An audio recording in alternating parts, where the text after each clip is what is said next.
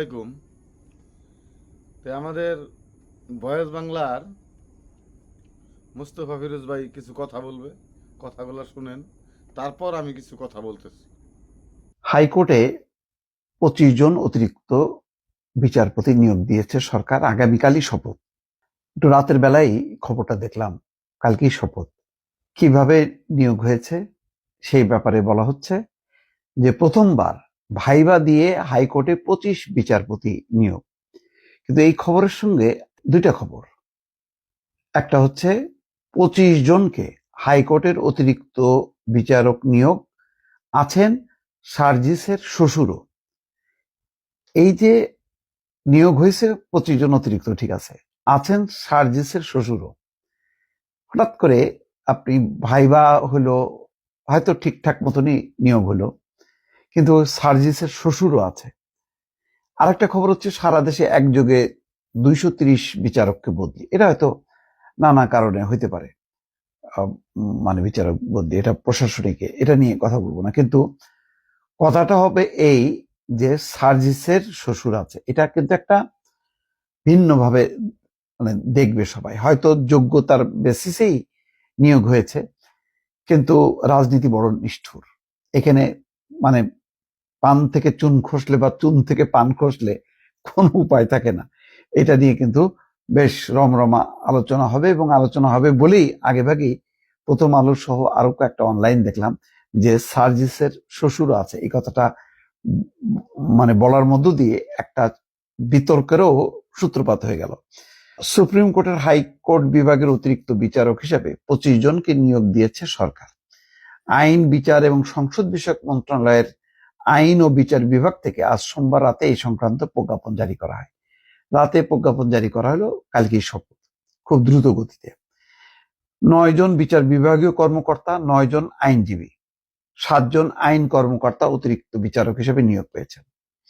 প্রজ্ঞাপনে বলা হয়েছে, রাষ্ট্রপতি সংবিধানের 95(1) অনুচ্ছেদ অনুসারে প্রধান বিচারপতির সঙ্গে পরামর্শক্রমে সংবিধানের 98 অনুচ্ছেদের ক্ষমতা বলে 25 জন ব্যক্তিকে অনূর্ধ্ব 2 বছরের জন্য সুপ্রিম কোর্টের হাইকোর্ট বিভাগের অতিরিক্ত বিচারক নিয়োগ দিয়েছেন। এই নিয়োগ শপথ গ্রহণের তারিখ থেকে কার্যকর হবে। বিচারকরা হলেন আইনজীবী আনোয়ার ইসলাম শাহীন, আইন ও বিচার বিভাগের অতিরিক্ত সচিব সাইফুল ইসলাম, চট্টগ্রাম দায়রা জজ নুরুল ইসলাম, অনেক আছেন। কিন্তু ওই যে বলা হচ্ছে যে হাইকোর্টের অতিরিক্ত বিচারক হিসেবে নিয়োগ পাওয়া deputy attorney general Mohammad Lutfur Rahman জাতীয় নাগরিক পার্টির মুখ্য সমন্বয়ক সার্জিস আলমের শ্বশুর। এই লুৎফুর রহমান সার্জিস আলমের শ্বশুর। সুপ্রিম কোর্টের আইনজীবী লুৎফুর রহমান গণঅভ্যুত্থানের পর ডেপুটি অ্যাটর্নি জেনারেল হিসেবে নিয়োগ পেয়েছিলেন। সার্জিস বোধহয় গণঅভ্যুত্থানের পরেই বিয়ে করছে তার বাবা লুৎফুর রহমান।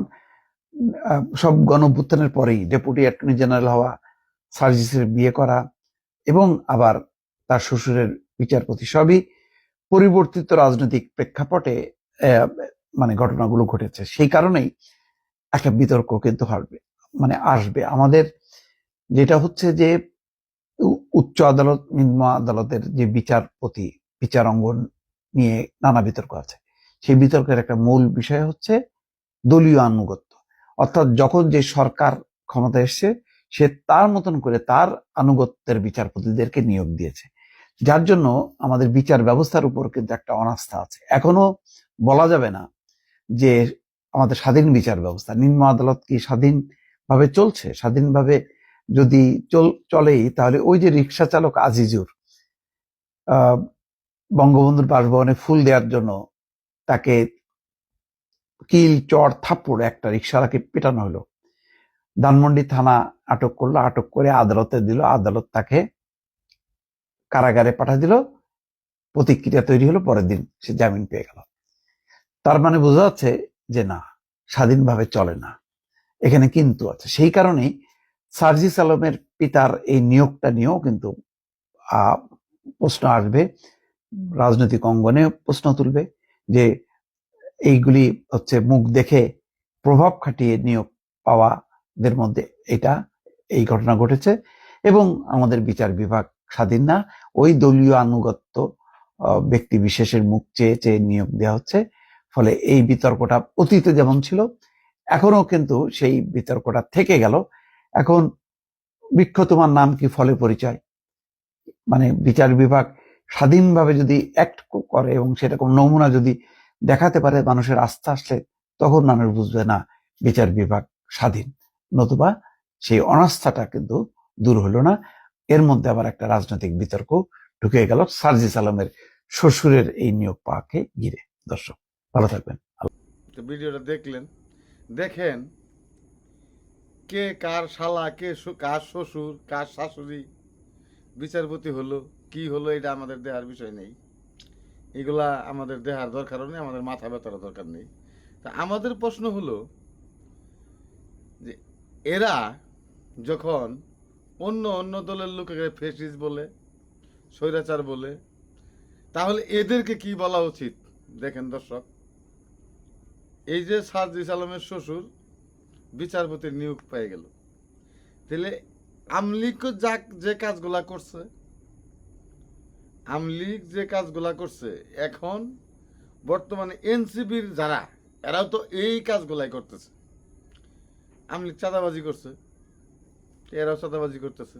আমলিগ নিয়োগ বাণিজ্য করছে, এরাও নিয়োগ বাণিজ্য করতেছে। আমলিগ বা ছাত্রলীগ হইলে চাকরি হয়েছে, এখনও তো তাই হইতেছে।